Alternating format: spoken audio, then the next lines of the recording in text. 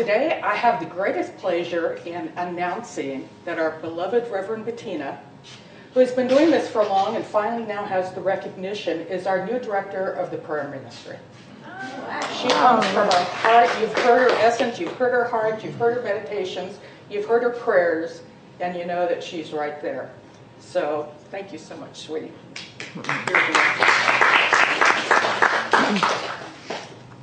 We have such a great spiritual family here, with everybody helping and digging in and coming together, and it's just, we just keep evolving and blossoming, and it's exciting. So the topic this month is Open at the Top and Awaken to the Possible. Years ago, when I first started in religious science, the big thing was that Dr. Holmes talked about it being open at the top. That it wasn't this structure of rules and regulations that boxed you in. It was like the song. It was a process, both for the philosophy that he was developing and for each of us. I remember about a year ago, Jeff did a sermon on the box. Remember you had the box and you stepped in and out of the box? I love pictures because they stay with me. And I still ask myself sometimes when I'm really sick and tired of being sick and tired about something, why am I continuing to do it? Am I stuck in this box? And is it comfort? Is it fear? Why am I not stepping out of the box? It's like, I get this visual of like a jail cell in the middle, and I'm in the jail cell, and there's a key in the lock, but I won't reach and unlock the door and let myself out. It's like I can see out of the box. I can see out of the jail cell. There's a top, there's a sun, there's stars and a moon, and it's up there. And so many times I felt I couldn't reach it. It was like, you know, Pilgrim's Progress in the slows of despair. It's like this muck and the, you know, I'm stuck in the muck and the junk, and it's anchoring me down. It's my anger or my pain or my betrayals or all those emotions that we go through as we learn. The core pains that we go through that really hurt, that feel physical, that can make you unhappy and make you sad and make you depressed and all of those things, and being afraid to step out because I didn't know what was there. The other was comfortable. I knew what was in my box. I knew where my clothes were, I knew where the car was, where the food was. All of those little things had their place. But what I learned was that if I didn't get out of the box, my spirit couldn't fly. So years ago, they gave this class where you were supposed to figure out what you wanted in life. And they were looking for objective things, you know, like what do you want, your career or the house or the car? And I didn't want any of those things. And actually my mom was teaching the class and she got so frustrated with me. But I wanted freedom. I wanted freedom from my childhood. I wanted freedom from expectations. I wanted to wear white before Easter. I wanted to wear white after Labor Day. I wanted to color outside the lines. You know, I remember the time I'm jumping on the bed feeling really free, and just as I break it, my dad goes by the window outside, you know, and directly into the house and into the bedroom. But I wanted that kind of freedom. They were always saying, keep the child, and I was having trouble keeping hold of my child. And the fun and the excitement and the anticipation. And because of the so much muck in my little bitty box that I had, I lost that. I lost touch. So I had to learn to awaken to the possible. That there was something possible. That I could get out of that box, and maybe it wouldn't be any better, but could it really be much worse? Because it really sucked. And I finally realized that if I don't step out, I'm never going to know. If I don't reach for the stars and figure out a dream of whatever it is, that I'm going to be here for, I remember when I turned 50 and I'm thinking, oh God, another 50 years, can I do this? Do I want to do this? I understand how people let themselves get sick or don't want to heal or don't want to change because we're so tired. It's a hard world. It's rough. It's weary. And when you're in the muck, that's all you see.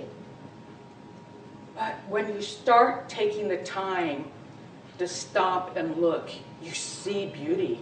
You see healing, you see love, you see hearts, you see smiles. We have a gift up here of beautiful mountains and lakes and lovely walks and vistas. We have a community and a spiritual family here that is full of love, that will look you in the eye and share love and say things that you think they mean. That it's not just being plastic or fake or social commentary. When Betty stands up here and talks about feeling the love, I believe her. I don't think, oh God, she's doing that because it sounds good and maybe look good on TV or something, you know, everybody will like it. I believe it. When they sing the songs, I believe it. When we do the prayer of protection, I believe it. When we do the healing circle, I believe it. Because people have risked and opened their hearts and started to see our lives and our world in a different way. And you start then to reconnect with the child and the joy and the fun. You can giggle and make jokes, and they're not going to go away and think, oh, how stupid that was. They're going to enjoy it with you. They're going to do things together, come together, help together. I can remember years ago reading a book about the Indigo kids, and they would watch the kids in a classroom. And without talking, the kids would interact and help each other. One would be helping this one. That child would get up and go over and do something with that one, and another one would come in. It was like a dance. They knew what was necessary, and they did it. They didn't have to be asked. They didn't have to be told. And that's what we have here. Look at this building. People stepped up. They made beautiful paintings, and we've got the beautiful stars, and we had Christmas, and we've got the TV that was donated that will help with our learning center. People have come together in love and caring, giving with no strings attached, not thinking, what do I get back? But what can I give? That's what open at the top is. That's what possible is. The possibility to have a society where we can be healed, where we don't have to be miserable, where we can laugh and have fun and enjoy and love getting together. This is the dream. This is what the American dream is. Freedom. The freedom to be yourself, to love, to feel, to care. I give thanks I was born in this country. You don't see me as mouthy as I used to be, but I grew up in a family where women were aggressive and prominent and mouthy. I couldn't have lived in a lot of places in the world. I would have been killed or in jail. I was blessed to be here. And I give thanks for that. That we're here together. You don't have to think if I get this house or if I move or if I go away it's going to be better. It can be better right here. But you know what you have to do? You have to reach out and let people know. You need help, you ask. You're not feeling well? Get in the healing circle. See the practitioner. Make a phone call. Send an email. Ask. We can't help if we don't know that it's needed. You don't have to be brave. You don't have to have this shell. We've all done something we're ashamed of. We've all got something that we don't want to talk about. We've all done something like that sometime in our lives. It would be impossible not to. We're not perfect like the song said. The perfect means that we're the perfect us doing what we're doing right now, right where we are. It's not some thing out here that we have to attain. Let's see, I got that, and I checked that one off, and I did that. I just need to learn these 3 things, and I got it. It's not like that. We're perfect in our evolutionary status, in our progress, wherever that is. When we were kids, you had somebody that jumped a class. You had some that stayed back. Life is like that. If the subject's hard, I need a tutor. I needed a tutor for statistics. They had to tell it to me over and over till I finally got it. But I didn't get it the first day in class. We have to learn things, and it's okay however we do it. That's our perfection. I don't know if you've ever been in a retreat or a class where everybody sang their soul song, whatever that is. Out of tune, in tune, all different notes, all different ways, different vibrations, different sounds, different echoes. But when you record it and you listen to it, It comes together, and it is the most beautiful thing you've ever heard. This is a beautiful group because each and every one of us is here. We make it complete. To get the hugs that are meant, to get smiles, to be looked in the eye, to be okay however you show up. Come in flip-flops and shorts, that's okay. Want to wear a suit, that's okay. We're good with it all. That's where we get unity through diversity. And that is what Open at the Top is. We're not tied into one culture, one religion, one belief system. Everything has truth. Everything has value. Everybody is experienced. Doesn't matter what side of the war it is when you honor veterans, or do we honor all of them? Because they all thought they were fighting for their country or their belief or their God or whatever it is. We don't need to have the hate. We don't need to have racism. Inside, we're all the same. We all pump blood. We all have all these different things. When my first husband was in the service and when we traveled to different bases, I got to tell you, just plain white America is like white bread. It's boring.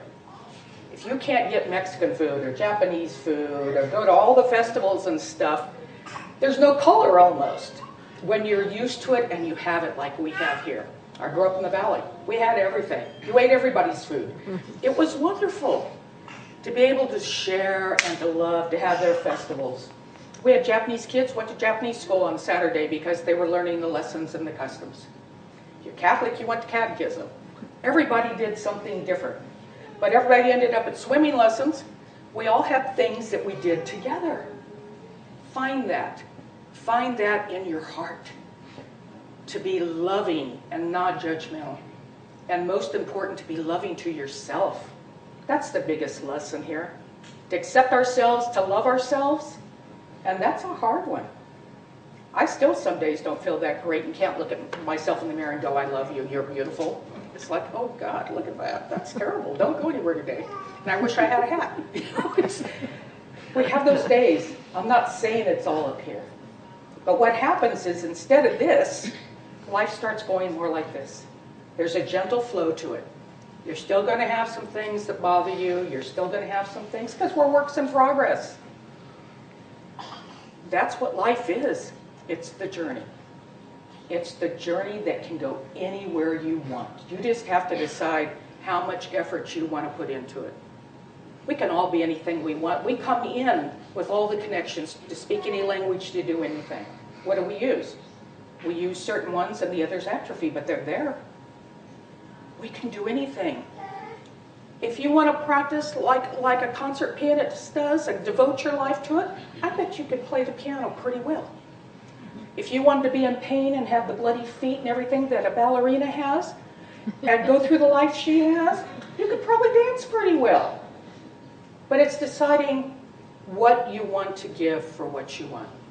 But it takes the first step.